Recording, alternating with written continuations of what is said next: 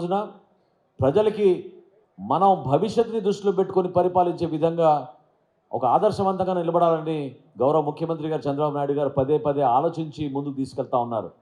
స్వర్ణాంధ్ర 2047 అనే కాన్సెప్ట్ తోటి ప్రతి జిల్లాని మనం అభివృద్ధి పదంలో నడుపుకునే విధంగా ఒక ప్రణాళిక సిద్ధం చేసుకుంటూ ముందుకెళ్తున్నాం. ఈరోజు జనసేన పార్టీ పాత్ర ఏంటి? ఈరోజు ఆలపాటి రాజేంద్ర ప్రసాద్ గారు గతంలో తెనాలి శాసనసభ్యులుగా, అదేవిధంగా రాష్ట్రానికి మంత్రిగా ఆయన అందించిన సేవల్ని గుర్తించి తెలుగుదేశం పార్టీ నుంచి ఆయన అభ్యర్థిగా నిలబడినప్పుడు మనం అందరం కూడా కూటమిలో భాగస్వాములుగా ఒక బాధ్యత తీసుకోవాలి. నాకు ప్రత్యేకంగా ఖచ్చితంగా బాధ్యత ఉంటుంది. ఎందుకంటే తెనాలి నుంచి ఆయన కూడా సీటు ఆశించారు. తెలుగుదేశం పార్టీ కోసం ఆయన కూడా అహర్నిశలు కృషి చేశారు.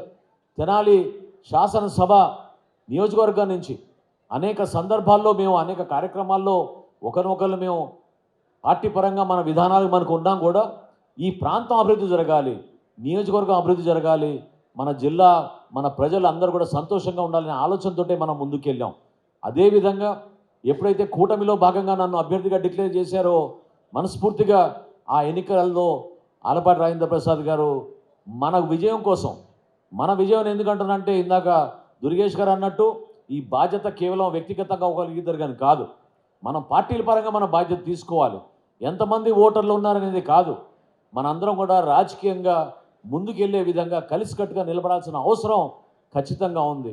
ఏ విధంగా ఆయన కష్టపడి ఆ రోజున పనిచేసి నా విజయానికి ఆయన సహకరించారో ఖచ్చితంగా 100% మనందరం కూడా అదే విధంగా బాధ్యత తీసుకోవాలని నేను మనస్ఫూర్తిగా మిమ్మల్ని అందరూ కూడా కోరుతున్నాను. ఎందుకంటే 3 జిల్లాల నుంచి 4 జిల్లాల నుంచి మనం ఒక టీంని ఏర్పాటు చేసుకుని 34 నియోజకవర్గాల నుంచి మనం సమన్వయకర్తలను ఏర్పాటు చేసుకుని మండల స్థాయిలో ప్రత్యేకంగా పట్టణాల్లో ఎక్కువగా మనకి గ్రాడ్యుయేట్ ఓటర్లు ఉంటారు కాబట్టి వాళ్ళందరినీ కూడా గెలిపించుకునే విధంగా మనం ముందుకు తీసుకెళ్ళాలి. రాబోయే రోజుల్లో కూడా మన పార్టీ కోసం, సమాజం కోసం కష్టపడి నిలబడిన మన నాయకులకి అందరికీ కూడా అటువంటి అవకాశం రావాల్సిన సందర్భం ఇది. ఎందుకంటే ప్రభుత్వం రావాలని మనం అందరం కూడా కష్టపడి కృషి చేశాం, దాన్ని మీరు మర్చిపోబాకండి. ఎన్నో త్యాగాలు కూడా చేశాం.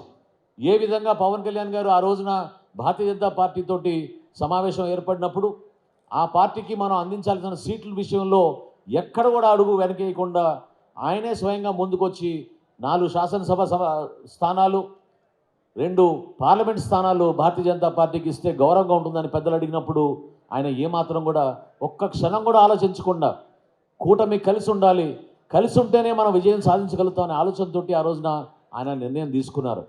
ఈరోజు రాజకీయంగా Janasena party, Telugu Desam party, Bharatiya Janata party ఎందుకు కలిసి ఉండాలో కూడా మీరు అర్థం చేసుకోండి. ఆలపాటి రాజేంద్ర ప్రసాద్ గారికి ఉన్న అనుభవాన్ని డెఫినెట్గా రాబోయే రోజుల్లో శాసన మండలిలో ఆయన మీ అందరి పక్షాన నిలబడి ఆయన సమస్యలకి పరిష్కారం కోసం మీతో పాటు నడుస్తారు. ఎందుకంటే సమస్యలు అనేది సహజంగా ఎవరికైనా వస్తూ ఉంటాయి. యువతకు ఉంది, ఈ రోజున టీచర్స్కి ఉంది, ప్రభుత్వంలో ఉన్న ఉద్యోగస్తులకు ఉంది, ప్రతి ఒక్కరికి సమస్యలు ఉంటాయి. కానీ ఆ సమస్యల్ని మనం ఏ విధంగా ప్రభుత్వంలో ఉన్న ఒక చక్కటి అవకాశాన్ని మనం మీకోసం అంకిత భావంతో పనిచేస్తున్నప్పుడే ఆ సమస్య పరిష్కారం కోసం మేము నిలబడగలుగుతాం. మనం మాత్రం కలిసి ఉండి మనం ఈ సందర్భంగా ఒక మంచి సంకేతం పంపించాల్సిన అవసరం 100% ఉంది.